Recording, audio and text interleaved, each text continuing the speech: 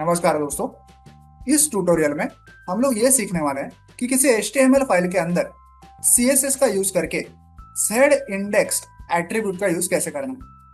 देखिए यहाँ पे मैं एक आपको एग्जांपल बताता हूँ। यहाँ पे एक इमेज व्यू है और एक टेक्स्ट व्यू है। ओके, यहाँ पे बहुत सारा टेक्स्ट लिखा हुआ है, कुछ टेक्स्ट यहाँ भी लिखा हुआ है जो फिलहाल इमेज के पीछे छुप गया है। तो नॉर्मली कैसे होना चाहिए, अगर आप दो UI एलिमेंट्स एक ही जगह पे प्लेस कर रहे हो पेज के अंदर, तो कैसे होना चाहिए, जो यूआई एलिमेंट आप कोड में पहले लिख रहे हो वो पीछे चला जाएगा और जो यूआई एलिमेंट आप कोड में बाद में लिख रहे हो वो आगे आ जाएगा। ओके, वो दूसरे यूआई एलिमेंट के ऊपर छप जाएगा। तो नॉर्मली तो कोड में ऐसा होना चाहिए था कि मैंने इस टेक्स्ट वाले यूआई को पहले लिखा हुआ है और इस इमेज वाले यूआई को बाद में लिखा हुआ है कोड में। इसलिए क्या हुआ, ये इमेज जो है कुछ टेक्स्ट के ऊपर ओवरले हो गया, छप गया, इसलिए वो टेक्स्ट जो है वो हिडन हो गया पीछे।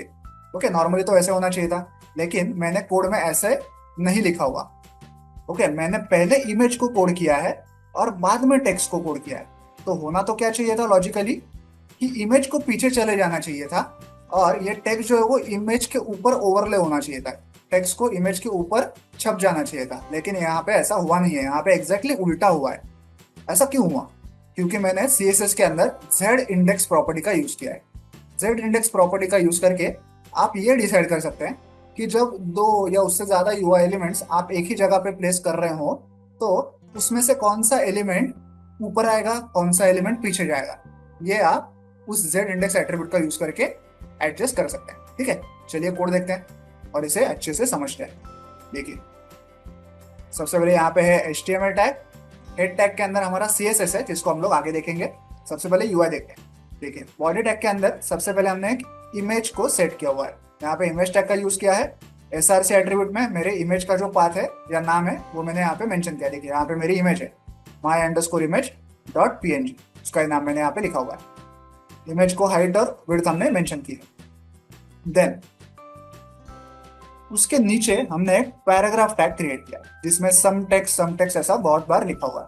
ठीक है, तो बाय डिफॉल्ट तो क्या होना चाहिए था, क्योंकि इमेज हमने पहले कोड की है, इमेज वाला पार्ट पीछे चला जाना चाहिए था और ये टेक्स्ट वाला पार्ट क्योंकि हमने बाद में कोड किया है वो इमेज के ऊपर आ जाना चाहिए था। लेकिन यहाँ पे ऐसा हो नहीं रहा है, यहाँ पे उल्टा हो रहा है। ठीक है, ऐसा क्यों हो रहा है? क्योंकि हमने CSS में वैसा कोड किया है। देखिए CSS देखिए, हेड टैग के अंदर हमने स्टाइल टैग का उपयोग किया है। सबसे पहले जो हमारा इमेज टैग है उसका CSS लिखेंगे। यहाँ पे देखिए, उसकी पोजीशन हमने रखी है एब्सोल्यूट, तो एकदम लेफ्ट कॉर्नर में इमेज आ गई और उसका जेड इंडेक्स हमने रखा है 2। ओके, आगे देखिए, यहाँ पे उस पैराग्राफ टैग का CSS है, पोजीशन है एब्सोल्यूट, तो एकदम लेफ्ट कॉर्नर में वो आ गया जहाँ पे इमेज है फिलहाल। और इसका जेड इंडेक्स हमने रखा है 1। इमेज का जेड इंडेक्स है 2 और पैराग्राफ का जेड इंडेक्स है 1। जिसका जेड इंडेक्स कम होगा वो चीज पीछे चली जाएगी, जिसका जेड इंडेक्स बड़ा होगा, ज्यादा होगा, वो चीज आगे आ जाएगी। ओके, इसलिए हमारी इमेज जो है वो टेक्स्ट के आगे आ चुकी है क्योंकि उसका जेड इंडेक्स हमने बड़ा रखा हुआ है। अगर हम लोग इस जेड इंडेक्स को उल्टा कर रहे हैं, इमेज वाले को मैं 1 कर दूं और पैराग्राफ वाले को 2 कर दूं और अगर सेव करूं, तो देखिए क्या होगा, टेक्स्ट जो है वो आगे आ जाएगा। देखिए, टेक्स्ट इमेज के आगे आ गया। ठीक है, तो ये है कमाल जेड इंडेक्स का। इससे आप ये कॉन्फ़िगर कर सकते हैं कि कौन सा यूआई एलिमेंट पीछे चला जाना चाहिए और कौन सा यूआई एलिमेंट आगे आ जाना चाहिए, जब बहुत सारे यूआई एलिमेंट्स एक ही जगह पे प्लेस किए हो तब। और अगर हम ये ना भी करते, जेड इंडेक्स या पूरा ये CSS ना भी लिखते, ओके, जेड इंडेक्स वाला पार्ट लिखते ही ना, तो भी लॉजिकली, क्योंकि हमने इमेज को पहले लिखा है और टेक्स्ट को बाद में लिखा है, तो टेक्स्ट को इमेज के ऊपर ही छपना चाहिए था। देखिए, अभी मैंने जेड इंडेक्स वाला पार्ट है पूरा वो कमेंट ही कर दिया। फिर से हम लोग रन कर रहे हैं पेज को। देखिए, अभी भी टेक्स्ट जो है वो इमेज के ऊपर ही है।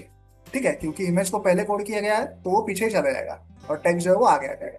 ये डिफॉल्ट बिहेवियर होता है। जो एलिमेंट आप बाद में कोड करेंगे वो बाय डिफॉल्ट सबसे ऊपर ही दिखाई देते हैं। ठीक है, लेकिन जेड इंडेक्स का यूज करके आप इस डिफॉल्ट बिहेवियर को मॉडिफाई कर सकते हैं। ओके, यहाँ मैं अगर इसे 2 कर दूं और पैराग्राफ को 1 कर दूं, तो इमेज आगे आएगी और टेक्स्ट जो है वो पीछे चला जाएगा। देखिए, चला गया। तो आई होप आप ये जेड इंडेक्स का उपयोग कैसे करना है CSS के अंदर ये समझ गए होंगे। वीडियो में दिखाया गया इस कोड को डाउनलोड करने के लिंक मैंने वीडियो के नीचे डिस्क्रिप्शन बॉक्स में दे दिया, आप चाहें तो वहां से कोड डाउनलोड कर सकते हैं। वीडियो को एंड तक देखने के लिए धन्यवाद। Thank you.